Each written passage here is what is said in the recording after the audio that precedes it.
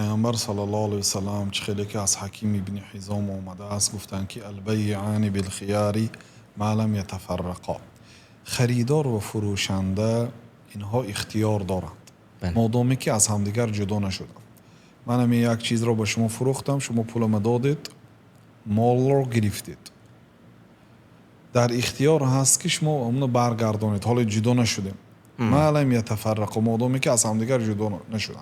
دیگه شما وقتی که از در مغازه برآمدید، در را پوشیدید، ما از همدیگر جدا شدیم، گشته در آید و من بارت رو نمیگیرم، من از فکرم گشتم، گویید حق ندارید برگردانید مگر اگر در همین بضاعت عیب باشد، در همین مالی که گرفتید عیب دار باشد مال، میتوانید گردانید از نگاه شریعت. لیکن عیب نداشته باشد، از فکرتون گشته باشید، حق ندارید که برگردانید.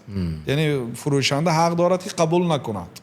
خب خیلی قبول کند خوب است. پیامبر صلی الله علیه و سلم دیگه اگر این حادثه شده ماند و قبول کنید به خاطر الله تعالی گناه شما رو میبخشد. اون آدم ناحق و شما حق دارید، لیکن شما از حق خودتون تنازل کرده قبول میکنید. خلاصه این مسئله فقهی است، لیکن دوامش پیامبر صلی الله علیه و سلم تنکیم فإن صدقا و بینا بورک لهما فی بیعهما، اگر خریدار و فروشنده در اثنای خرید و فروش راست گویند و بینا عیب مال را بیان کنند، بورک لهما فی بیعهما، در خرید و فروش آنها برکت داده میشد. ظاهرا پول کم میشد،